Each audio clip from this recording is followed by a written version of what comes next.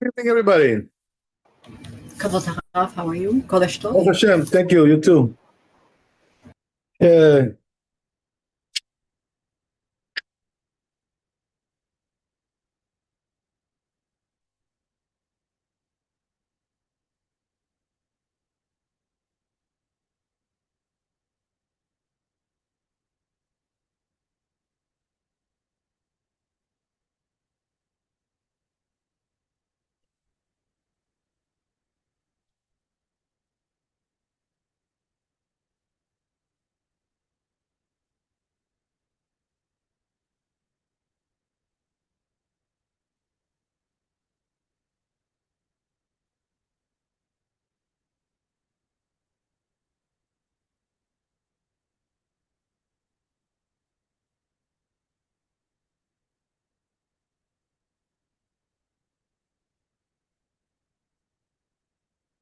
okay.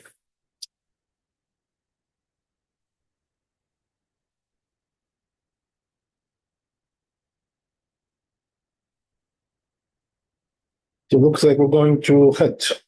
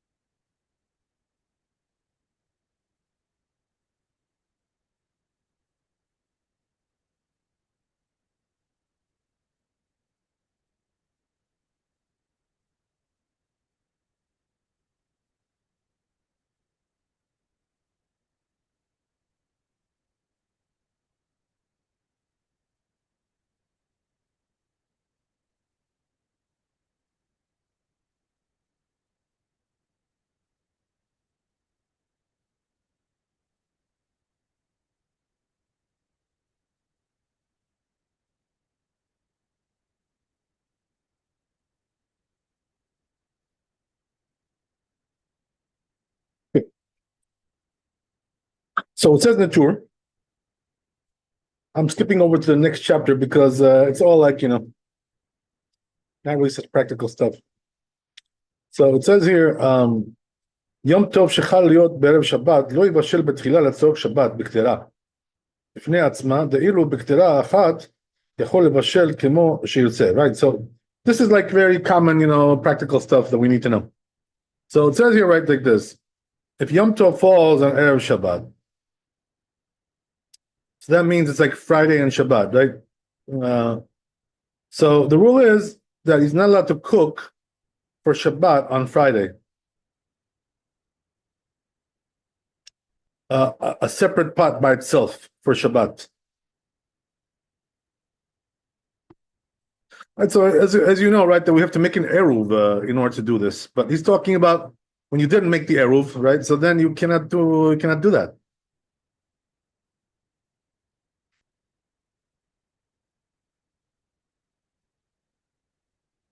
Okay. But he says if you want to make one big pot, and have it for Yom Tov and Shabbat, that's fine, because you're not making an extra pot for Shabbat. That's okay.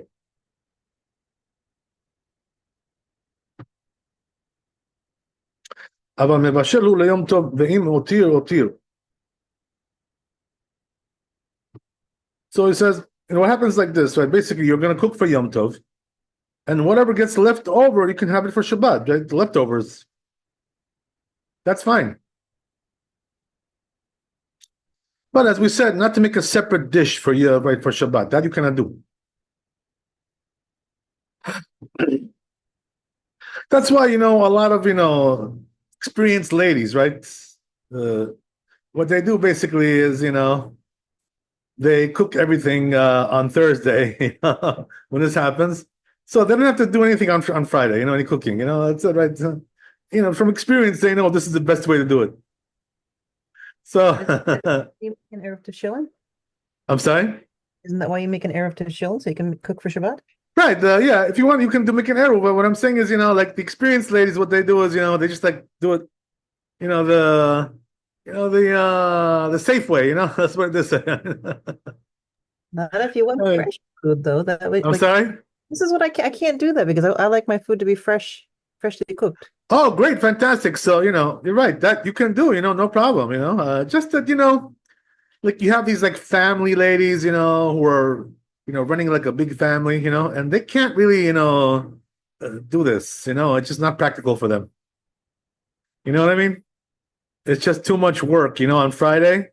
So what they do is they just do everything before Yom Tov, and they come in, and everything is done. Now it's just time to enjoy it, right? It's just a practical thing. That's it. I mean, okay, right. So just piece of good advice, for practical purposes. But a person who wants to cook on Friday for Shabbat, he makes an arrow. He cooks, right? No problem. All the power to you, right? No problem. Okay.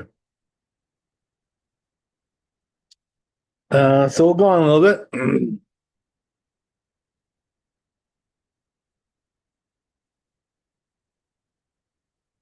You know what it is also like, these ladies, they don't want to work so hard on Yom Tov, like they don't want to be burdened, bogged down with cooking so much. They want to enjoy it, So that's why they do it that way. Just a practical thing. Yeah.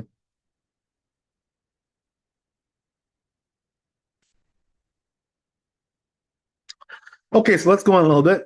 So he says, right, right? So as we said, right, if you have an eruv, you can do whatever you want, right? Whatever, right? You want to make for Shabbat, right? זה, right, פירוש רבנו תם, שצריך לעשותו מפת. So, right, eruv זה, right? So he says this eruv, Rabbi Tam says you have to make it with bread. We mean it tafshil, right? And also in one cooked dish, right? You got to do one of each. One piece of bread and one cooked dish, and you're all good. You're good to go.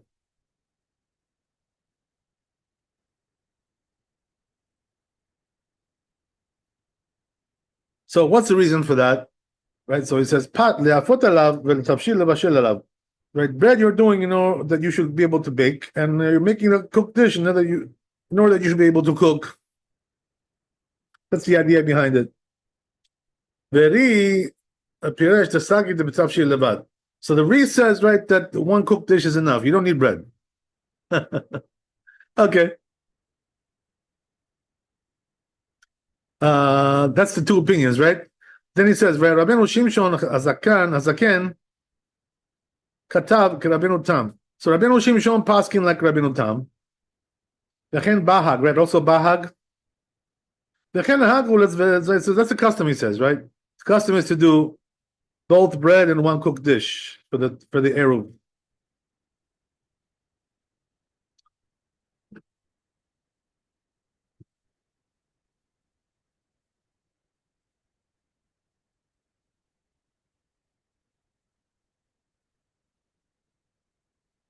Okay, so let's go on. So it says it has to be something, that cooked dish, that can be like a relish for the bread, lapuke daisa. So coming to exclude what? So he says like porridge, porridge is not really something that you eat with bread. But it says you can do any kind of cooked dish, right? Besides porridge. Okay. So it says even if you have some lentils, right, that remained on the bottom of the pot, that crusty stuff on the bottom, you can use that too, right? That crust on the bottom of the pot, take it out and use that, no problem. So it's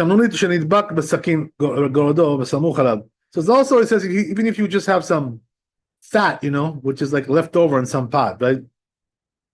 Just scrape out the fat. You can use that. Okay. All right. There you go. Very practical advice.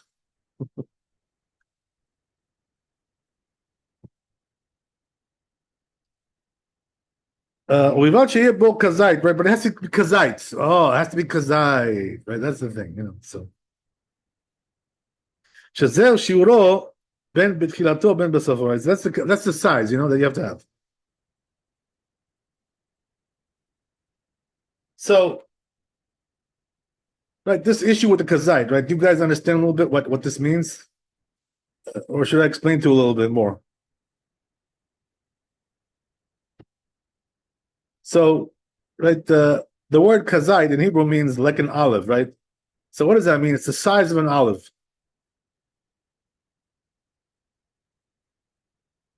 The problem is, if you know a little bit about olives, you know that there's three types, right? You have the small type, the medium size, and the large, the jumbo, right? So which one is it? So it says in the Talmud, right? We're talking about the medium size, right? They have a name for that today, that medium size one. It slips my mind right now, but anyway, right?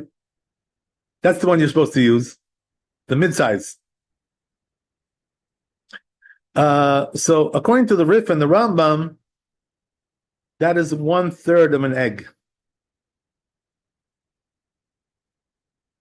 The size of that olive, right? And according to Tosfot, it's 1/2 of an egg. So the rule is like this, right? When it's something rabbinical, you can be lenient, like the Rif and the Rambam. 1/3. And if it's something from the Torah, so try to be stringent like the Tosfot, 1/2 egg, But either way, it's not really so big, it's quite small. So yeah, the poskim nowadays, they say that it's like if you translate it into weight, it's like 27 grams, But the truth is that usually, in terms of the volume, it'll be like a smaller size than that. So right, whatever, So the original decree of the rabbis is volume, not weight. So the weight is like a translation, basically. That's what it is. This translation, this was done by the Rambam, in one of his books, right? He writes there that how to translate this to that. Right, that's how we come out with this number, right? 27 grams, according to the translation of the Rambam.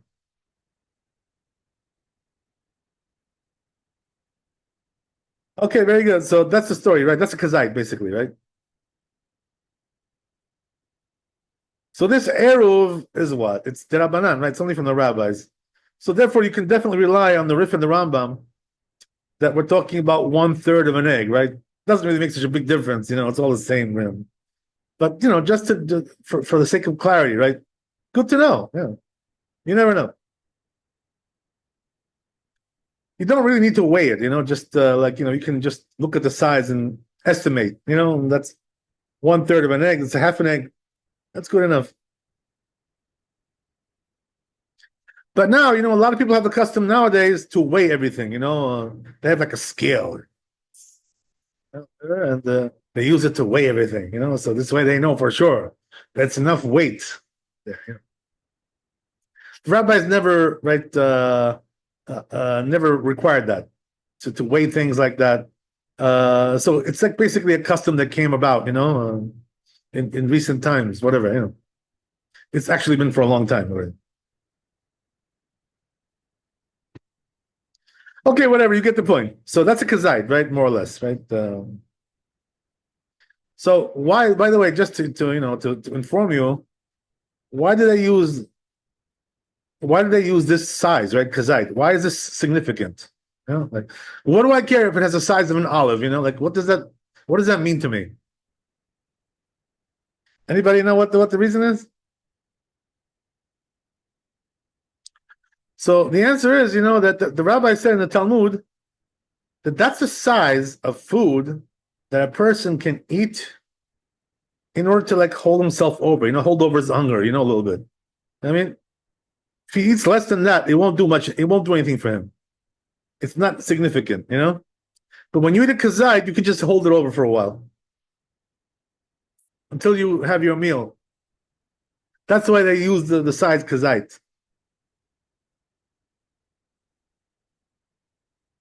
Okay, good. So, in other words, it's the size of a snack, basically, right? Your minimal snack is the kazait. That's what it is.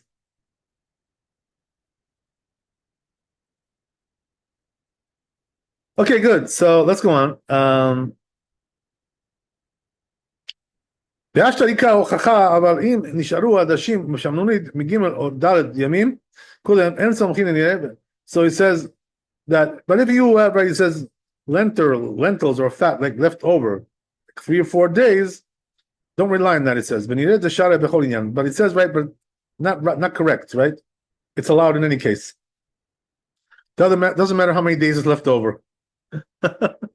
So why? Because as long as it's still, intact, the food, right? It's not rotten. So what's the problem, right? It's edible, So what do I care if it's 3 days or 4 days or 2 days or 1 day? It's all the same.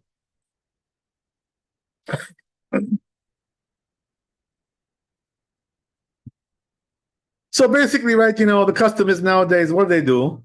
Right? They use like a hard-boiled egg, and one piece of bread, right? Or matzah, whatever, right? Whatever you want to. That's it, then you're done with that, right? You covered all the bases.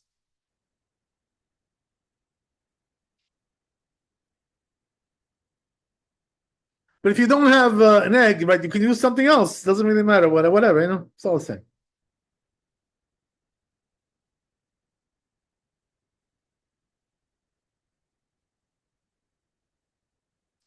Okay, good. So let's go on. Dagim ktanim. Okay, so let's go to Bet Yosef here.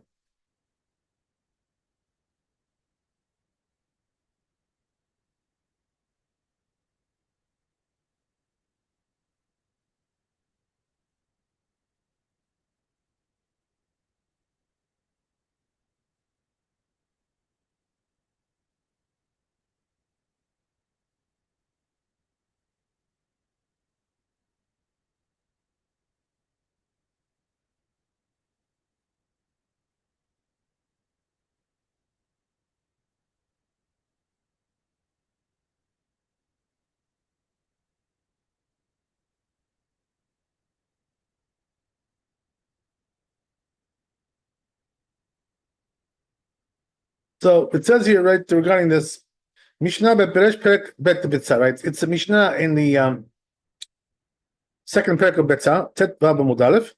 Peresh Rashi explains there, Lo yivashel betchila liot techilat bishulo bikaro l'shem Shabbat. So he says, right, what is the Gemara telling you? Don't cook it that it should be for Shabbat, that dish. Ela l'shem Yom Tov. So therefore, what should you do? Cook it for Yom Tov, right? And whatever's left over, you can have for Shabbat. So it says, okay, that's it. That's the story. Then it goes on. Then he said, right, we're talking about that it shouldn't be a separate dish, for Shabbat. That's what we're saying. Right? It says it was all explained in this chapter. 503, it says also it will be explained in this chapter. Right, but you can cook for Yom Tov, and whatever's got left over, have it for Shabbat. Mishnah, where is this in the Mishnah? So it says it means to say that you can cook several pots, for the sake of Yom Tov. Several dishes. Right, right, and whatever got left over gets left over. Hotir Shabbat, because you can use it for Shabbat. Rashi explains, but he says don't don't do trickery right here. So meaning what? To put extra in there, for the sake of Yom Tov. That we don't want. Like we're still going to say the rain right. So in other words, just make it like a nice, nice size pot that you usually do. And whatever's left over is left over, right? That's it. But don't purposely put extra for Shabbat.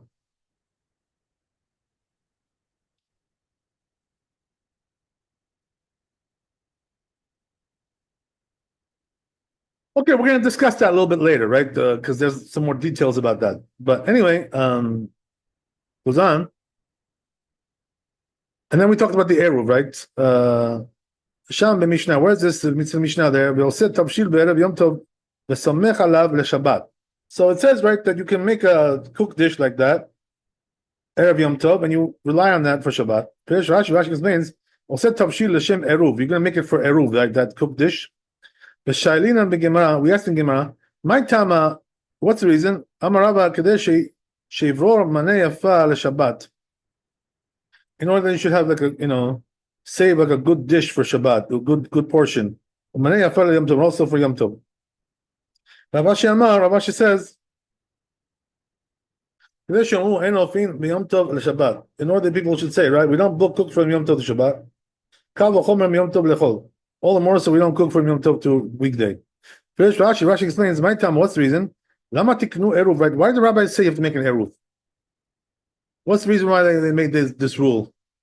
Because right, in order there should be, right, as we said, a good portion for Shabbat, good portion for Yom Tov. Mitoch sheme'arev zocher Shabbat. So what does that mean? Since he makes the eruv, he remembers Shabbat, right? Me'eno mechale takol Yom Tov. So he's not going to eat everything up for Yom Tov. He's going to remember, oh, gee whiz, I have also Shabbat coming up. And so I need a lot more food. Okay, so now I'll remember to make a lot more. Ravashi says, Lo yichvod Shabbat tiknu ela lichvod Yom Tov. So Ravashi says, no, they didn't make it for Shabbat, they made it for Yom Tov. This Yamu en ofin b'Yom Tov l'Shabbat. So people should say, right, that we cannot allow to cook from Yom Tov till Shabbat. Unless he started before, right before Yom Tov. Because now it's like he's finishing it. But we cannot start. All the more so, right? You cannot do from Yom Tov to weekday. So these are the reasons that the rabbis, right, established the institution of Eruv. There you go.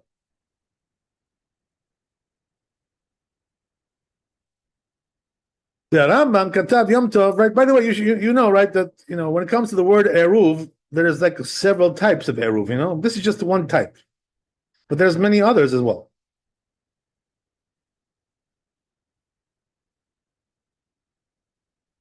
This is called Eruv Tavshilin. Then we have also other types for other purposes. Like, for instance, right, the Eruv that allows us to carry on Shabbat, right, that Eruv is also an Eruv. So how do they make that Eruv? What they do is, they take some food, right, a cooked dish, like we said, right, and some bread, whatever, and they put it in somebody's house. And it stays there, permanently. So therefore, right, that allows us to carry in that town. Right, where the Eruv, right, where it's enclosed. That's how that Eruv works, right?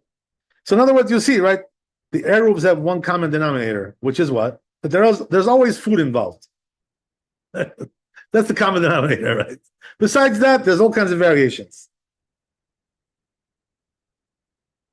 Okay. Good.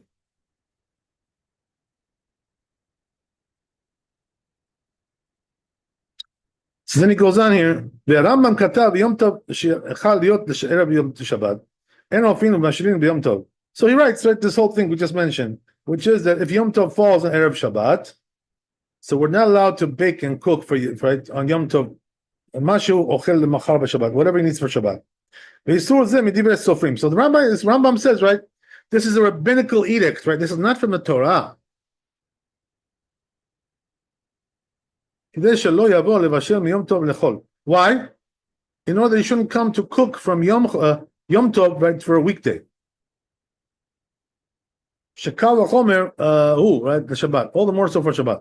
אינו מבשל כל שכן, right, לחול. Right? All the more so for a weekday cannot cook. לפיכך, אם עשה תבשיל מערב יום טוב, so he says, therefore, if he made a cooked dish from Erev Yom Tov, right, which is Thursday, שיהיה סומך עליו ובשל אופה, he's going to rely on that, right, to, to cook and bake, מיום טוב לשבת, from יום טוב לשבת. הרי זה מותר, then it's allowed, right, as we said, right? The תבשיל שסומך עליו הוא עירובי תבשילין, right? So he says, that cooked dish that you use is called עירובי תבשילין. Right? That's the name. Okay, good. Let's go on. כתבו הגאות, right, says הגאות מאמניות, מה שכתב באיסור זה מדברי הסופרים, right, regarding what the Rambam said, right, this is a rabbinical edict, right, as we said, אבל תוספות בכל רבותיו מצרפת, רבותינו מצרפת, פירושו דהכנה לרבה אסורה מן התורה.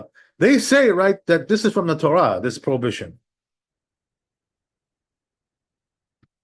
אפילו מיום טוב וליום שבת, even from יום טוב לשבת, כגון היכא שאינו יכול ליהנות ממנו, right, for instance, right, since he's not able to benefit from it, ביום טוב, כגון סמוך לחשיכה, for instance, like right next to, close to dark, right, to dusk, דלקה לממר הואיל ומקלעה לאורחים, so we don't say, right, that since he has guests, hazelu, it's fitting for them, או לעניין קניין שביתת, or to acquire a place, a dwelling place, שהוא צורך מחר, which is for tomorrow.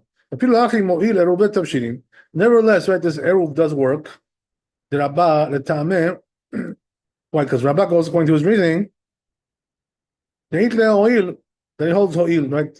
Which means like since this, then that. How the Amar Rabashe, Kadesh Yomru, that which Rabashe said, that these people should say, Al Tama Eruv Kamar, he's talking about the Eruv, the reason of the Eruv, Shelkach Nitkan Kadeh Shomru. That this is what the way it was decreed, because the reason was decreed, because they should say that. V'chen Piresh of Contras, so it says, the Rashi also says like that. V'chen Katuv B'Sefer HaMitzvot. Also Saman. Ad kan. Katuv Tosfot Beresh Betzah, says Tosfot. Tema Ho'il Be'achana Mideoraita. So he says, right, it's a little bit of a wonder. Why? Because since preparation, right, is from the Torah, Heyach Ofinu Mashlin B'Yom Tov L'Shabbat, then how do we cook from Yom Tov to Shabbat, right? V'chi Tema Al Ero Be'Tavshinin, right? So he says, if you're telling me that we're relying on the eruv, right, that we're going to make, so what? The rabbis, make an edict, and by way of that, they uproot the prohibition of the Torah. That doesn't make sense. Good question he's asking, right? So he says the answer seems to be that Rabbi has a special here, right, way of looking at this, right, theory here going on, which is called ho'il. What does that mean?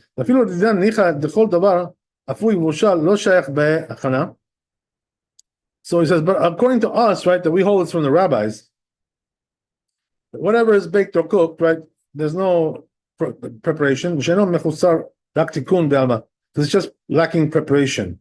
The mikara hava he was already fitting as it is. Right? Only says regarding an egg, שהוא דבר חדש, that it's something new, שלא יהיה בעולם עד כאן. So that's very interesting what he says here. That he's telling you like this, right? Basically, that even though, according to Tosfot, right, preparation from Yom Tov to Shabbat is from the Torah, that doesn't really involve, right, the prohibition of cooking at all. It involves the preparation, like when an egg is laid, right, on one day to use it the next day.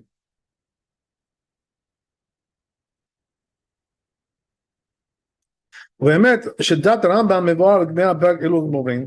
he says, right, that the opinion of the Rambam is explained over there in Psachim.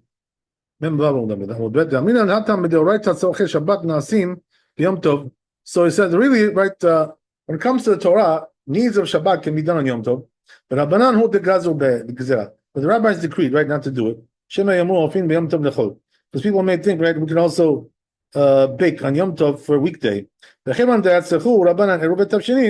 since the rabbi is required to do eruv, right?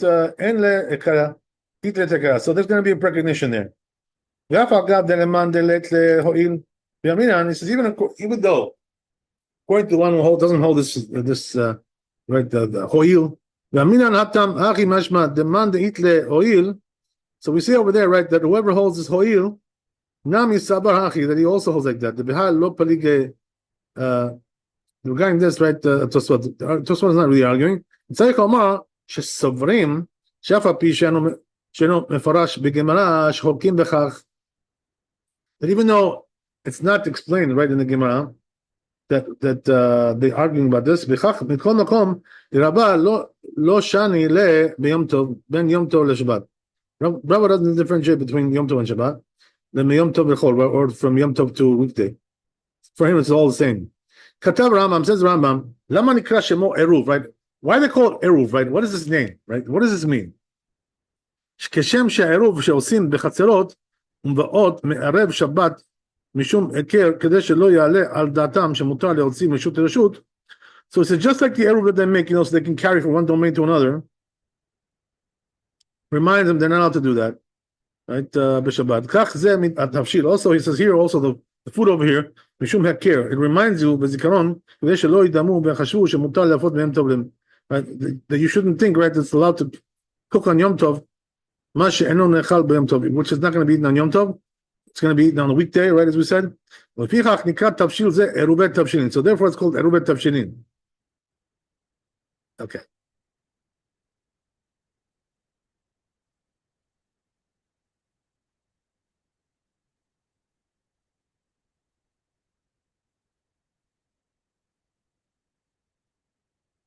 But the truth is, in terms of the etymology, right? What does the word eruv mean in Hebrew? Anybody know what this means? Like a separation or division? I'm sorry? Is it separation or division? So just the opposite, right? It means like you're combining, right? Right. Eruv means like irvuv, like you're combining everybody into one. So in other words, what the eruv is doing is combining different components and making it into one. That's the word eruv.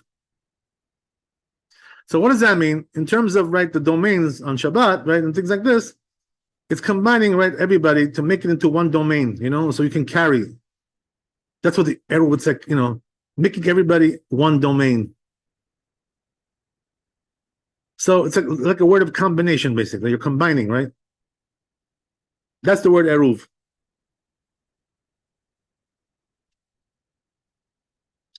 Okay, very good. So here also, right, with this eruv that we're talking about here, so what are you really doing, right? You're turning Shabbat and Yom Tov into like one day, you're combining them. Eruv.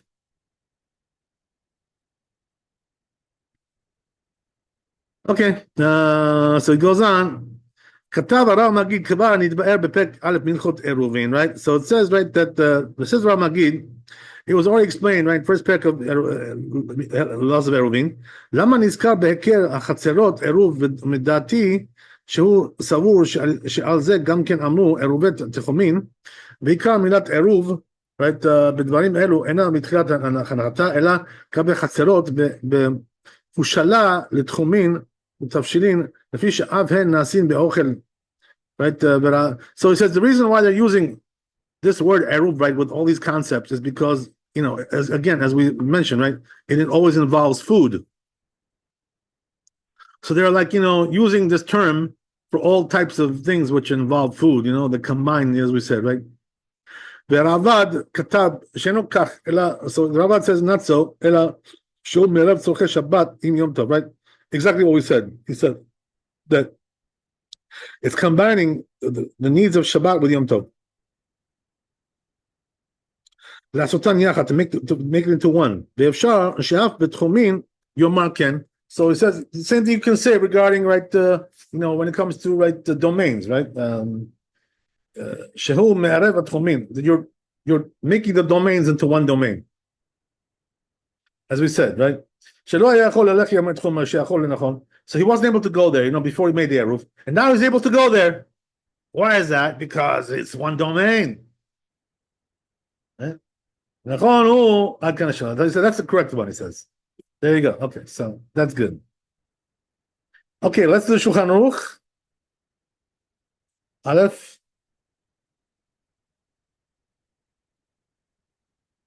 I didn't want to hold you up, talking about the dead one more day, I thought you were going to get depressed already by all else. All this dead talk, right? So that's why I skipped it. Okay. So,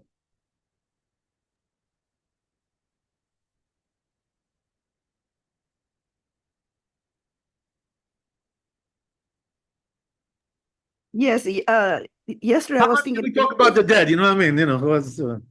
yesterday I was thinking, is this a sign? Do I need to get prepared or because of all the talking? Yeah, they have a name for that. You know what they say? The Grateful Dead, well, the Grateful Dead.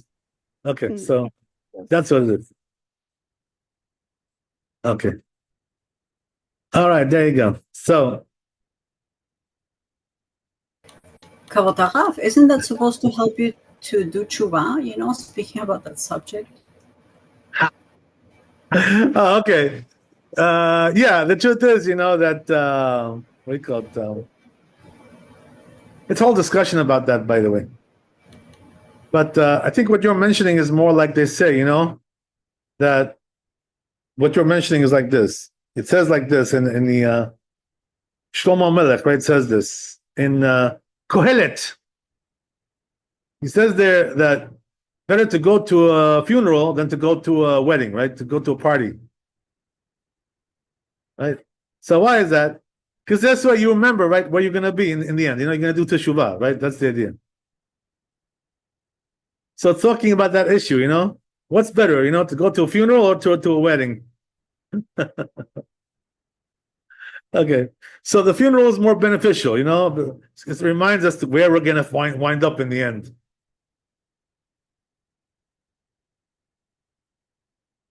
Okay.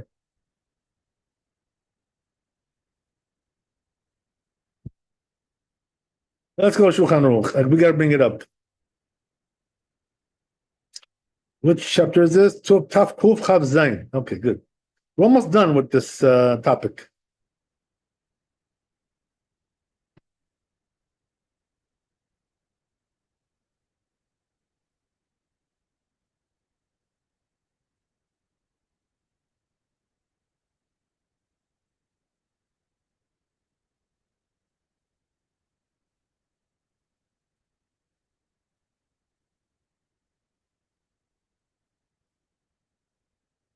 Tell you how many more chapters we have left.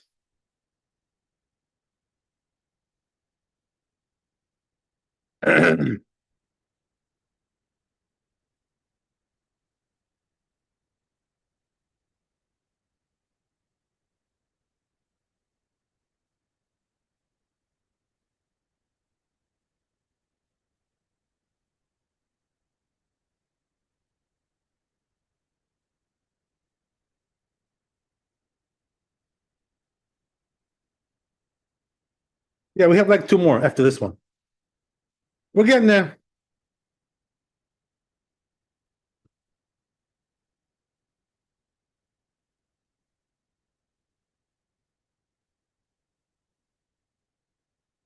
Okay, so says Shulchan Aruch here, Yom Tov shechal liot berev Shabbat, right? If, as we said, if Yom Tov falls on Friday, lo yivashel betchila letzorach Shabbat, b'kdera b'fnei atzma, right?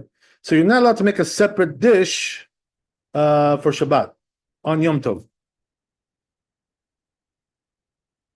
Aval mevashel hu kama kederot, right? But what you can do, as we said, right, make several dishes for Yom Tov, and then the leftovers you have for Shabbat, right? Shabbat. Right?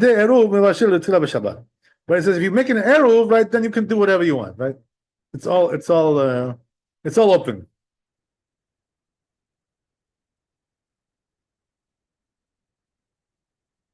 Okay, good. What else we got here?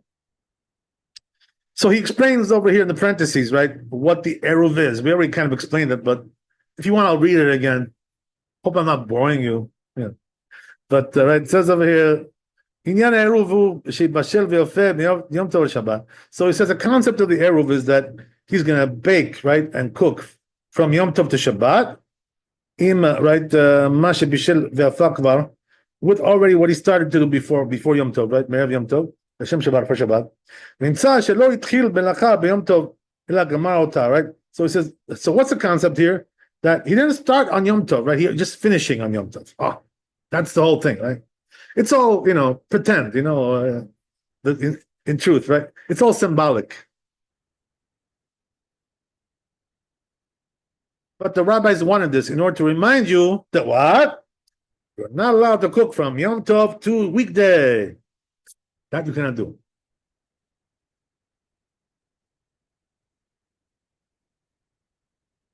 Okay.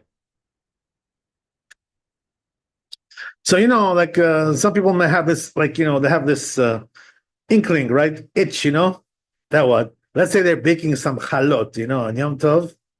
And they say, oh, gee, let me make a couple of extra ones, for tomorrow, which is going to be a weekday, right? Yeah, I'll have some challah tomorrow also, So comes and tells you, no, don't do that, right? You're not allowed to cook from Yom Tov to weekday. So don't put an extra chalot for the weekday, right? Watch out.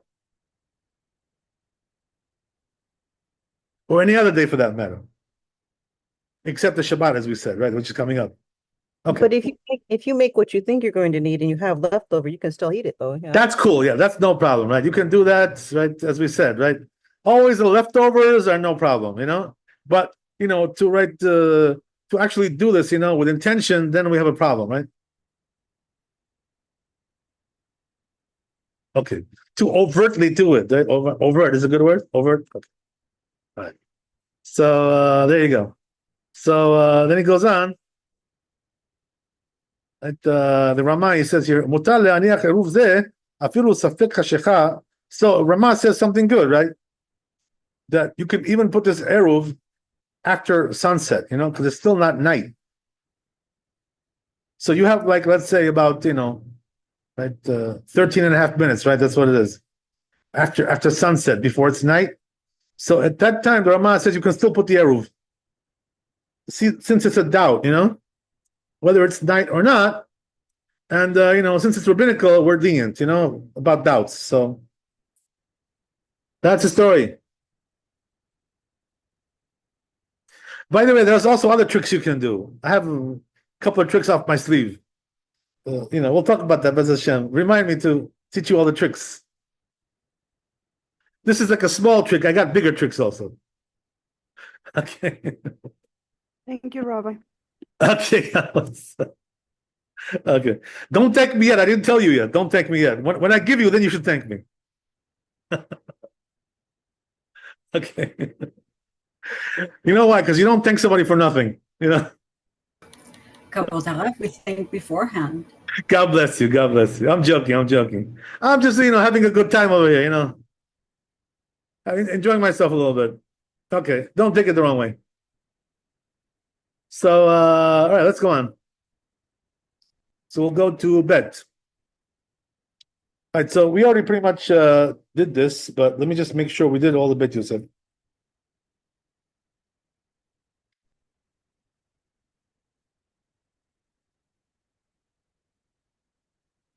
Let's make sure we did everything.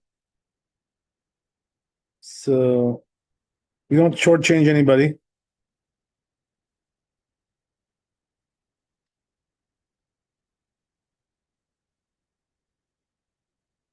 All right, so there is some Bet Yosef here. Okay, let's see how much we have. Yeah, I guess we can knock this off maybe, right? Perhaps before we finish tonight. We'll try.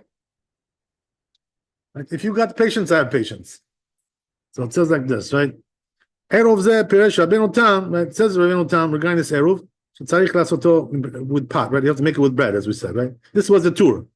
So it says Bet Yosef regarding that. Sham b'Mishnah, right? It's a Mishnah over there. They said tavshil me'erev yom tov v'somech alav v'shabbat. So in the Talmud it says, right, you make a cooked dish.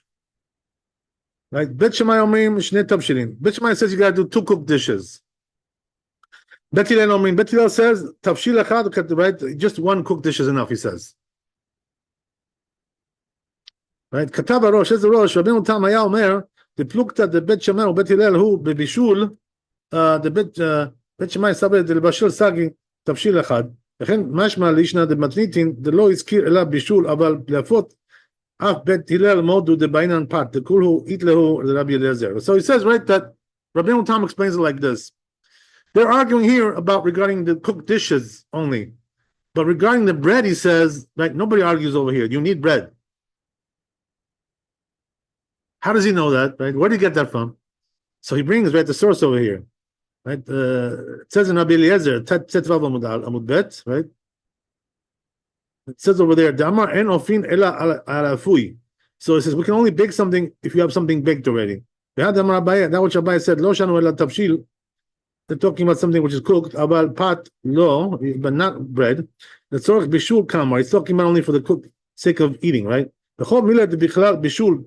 So it says everything which is included in cooking. Tichtiv vayvashlu pesach vechen leachem chamin yedita pek kira. Also it says regarding cooking, you know, like making hot water. That's the same thing. Kabemayim poshrim zeu bishulo abal afia la bichlal bishulhu. But he says, you know what? Baking is not like cooking. It's not the same thing, he says. So it's a different category, you know? So therefore you need an example of both in your eruv. Right?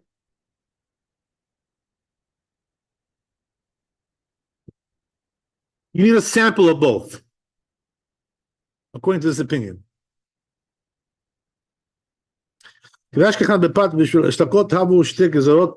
Right, so he also says, right, he brings an example for that. He says, when it comes to, you know, cooking of a goy, right, there's two different decrees, you know, the bread of the goy and the cooked dish of the goy.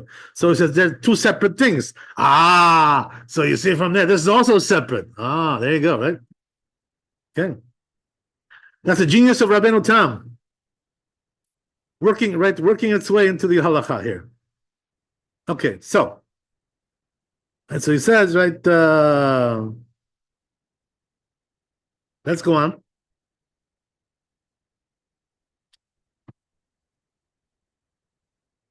He says, nevertheless, he says, right, but he says, when it comes to carrying, you know, and, you know, lighting candles, he says that you don't need an eruv for that. So even though it's not really, you know, bread or tafshil or cooked dish, the law says why? The rabbis did not require an eruv for these purposes, right? What does that mean? For candles and for carrying. For that, they don't require. Right? It's only for food, you know, pretty much, right? But what about the Ri, right? The Ri argues with Rabbeinu Tam. You guys know, right? The two big shots in Tosfot are these two guys, right? Rabbeinu Tam and the Ri. The two big guys over there. The giants over there, right? So, right, that's the story there. But the truth is, you know, that the Tosfot was not only two rabbis, it was like, you know, about, you know, we're talking about dozens of them. We're called Balei Tosfot, you know? But these two guys are the main honchos, you know, basically, right? Big timers.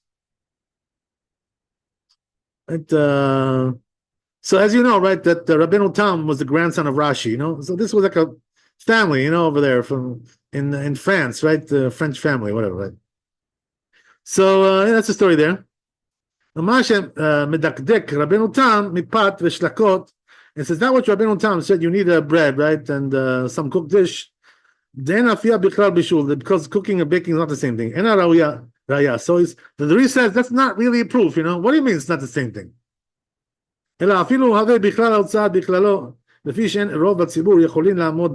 So he says, you know, it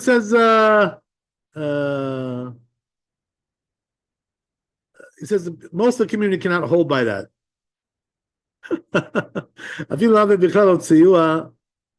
Right. In other words, it's too hard. Right? When it comes to, right, like cooked dishes. It says then they added, you know, the concept of the bread. Right? Lav Shemot, Lav Divya Kol Tanya. So it says not everybody agrees to that when it comes to the bread. As we learn in Tosefta, Haoseh Tavshid Merev Yom Tov Ofer Vashel Alav. So if you're making a cooked dish from Erev Yom Tov, right? You can on that you can bake and cook, right? Alab Shabbat umetamin alab et chamin. Also, you can cook the boiled water. Oh, Tanya says we learned over there also in Braita Hatam Rashain Bened Mahmoy Lasot Tavshil Velafot Velavshil Alav Bedya. Right, so it says over there you're allowed to bake and cook just with one because of one cooked dish. So it says a machloket between Rabbi Eliezer and Rabbi Yoshua and the Yushami. V'zeh lashonam, right? This over there. That's what it says. Ketib atasher tofu efu v'tasher tevashlu bashlu. Rabbi Eliezer omer ofin et afui v'bashlin et mushal. Rabbi Yoshua omer ofin v'bashlin et mushal. V'kaim alan Rabbi Eliezer shamuti hu v'nahagu le'achamir v'divrei Rabbi Yotam. Look what it says. Wow. So he says, right? It's a machloket between Rabbi Eliezer and Rabbi Yoshua, right? So he says, who do we paskin like? Right? So he says, we don't paskin like Rabbi Eliezer. Why? Because he's shamuti. Right? That's what they call Rabbi Eliezer. You guys know what that means, shamuti? He was shamuti? No, what is it? No, we don't know. Okay, well, that's what I'm here for. I have to tell you, Right? Okay. So, right, they call Rabbi Eliezer, right? Who was Rabbi Eliezer, by the way? Rabbi Eliezer was, the Gadol Ador. He was the great rabbi of the generation, Sure. Like he was the number one rabbi, Nobody was like him, right? And his full name was Rabbi Eliezer ben Hurkinus, right? His father was Hurkinus. Oh, Right. So he was the Gadol Ador. He was a great rabbi of the generation. Nobody knew Torah like him, He was number one. Right? So, where does it say that, by the way? That he was number one. It says in Pirkei Avot. He was the number one rabbi. Okay, right. So, but nevertheless, right, says the what do you call it, the Re over here, that we don't paskin like him here. Also, in many places we don't paskin like him. What's the reason why? Because he's shamuti. What is that? What does that mean? You're a Martian? He was the odd man out. He was the outcast. Oh, woo! How did you guess that? I read and I know things. Oh, okay. It's from your encyclopedic knowledge, huh? All right, sounds good to me. I like that. Okay, good. All right, so let me explain to you a little bit more, right? What that means. So she's right what she's saying, but needs a little bit explanation also, right? So the word shamuti, right? Literally, right? What is it? What is the root of that word? Like Right. Shemitah, like Shamata, right? Shamata. What is shamata? It means excommunication. So Rabbi Eliezer was excommunicated. You guys ever hear this story?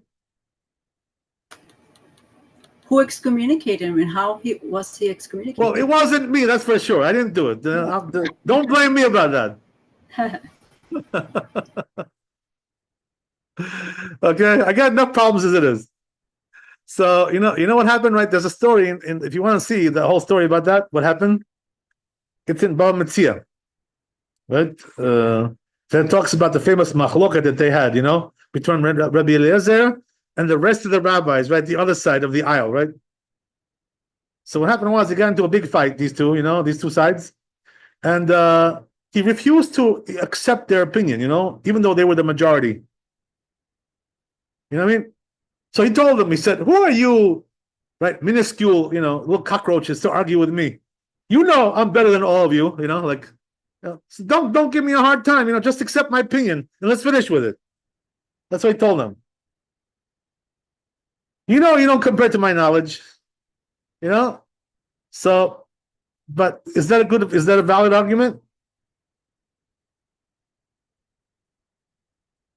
Not really, right? Why? Because we go according to the majority, We have to go according to the majority. When you're taking a vote in the High Court, the Sanhedrin, we go according to the majority. We don't, we don't care who's bigger and who's smaller. It's all the same, Everybody has one vote. So they told him, listen, buddy, is this a story about This was the one about the oven or something, and that Hashem himself. Right, said the whole that the oven thing, the right? The halacha oven, was yes, with him, yes. but- The oven, the famous oven, right? So the oven story, right? So what happened over there was that they said, "Listen, you may be bigger than all of us, but we're the majority. Accept our opinion, or else, right? Or you're gonna, right? Or accept the consequences." So what did he do? He refused, to accept it. So, right, what do we call that in halakha, by the way, when a rabbi does this? We call that zaken mamre, right? A rebellious sage. Rebellious. He's a rebellious sage, renegade, right? Renegade. So what do we do with him? By the way, what's his punishment? He's liable to death. We're supposed to execute him. So One second. So what does that mean? He got off easy, They didn't kill him. They only excommunicated him. That's all they did. I'm sorry, what were you saying? Yeah. Excuse. So he was a renegade for disagreeing with the majority? Yeah, you're not allowed to, when you have a vote, right, in the high court, right, you have to accept the opinion of the majority. If you don't, and you go out and teach, right, your opinion against them, you are liable to death. Ah, okay, when you teach. Oh, okay. Okay? So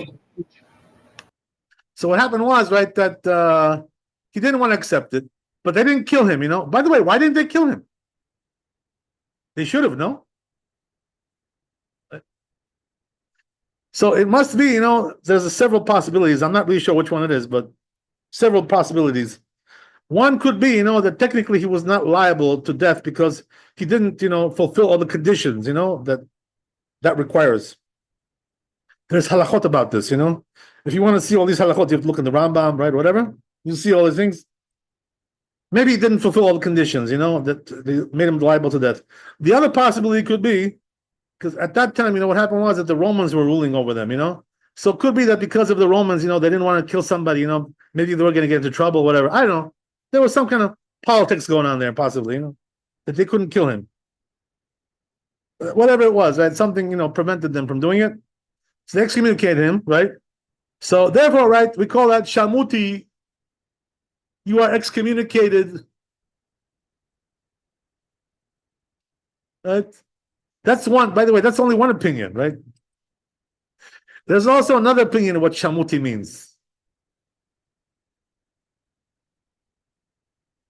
Right? So, you know what they say, right?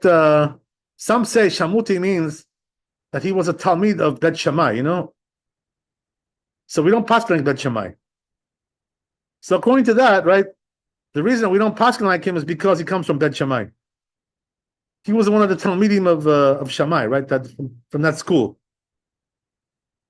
The word shamuti, right? Shammai, right? You get the correlation. He was a Shammai guy. Right? That's how we would say it in English, right? You're a Shammai guy? Oh, okay. We don't paskin like you, right? We go like Bet Hillel. So either way, right? Whatever. It's either this reason or that reason or both, maybe, right? Even both. Right? They didn't want to paskin like him. That's what he says over here, the Re, So therefore he says, we paskin like Rabbi Yoshua. Right? Okay, there you go, right? That's the whole story there. So, okay. So, Shamuti. But, it says, right, that he was the greatest of the generation. Nobody was like him, Go figure. Okay.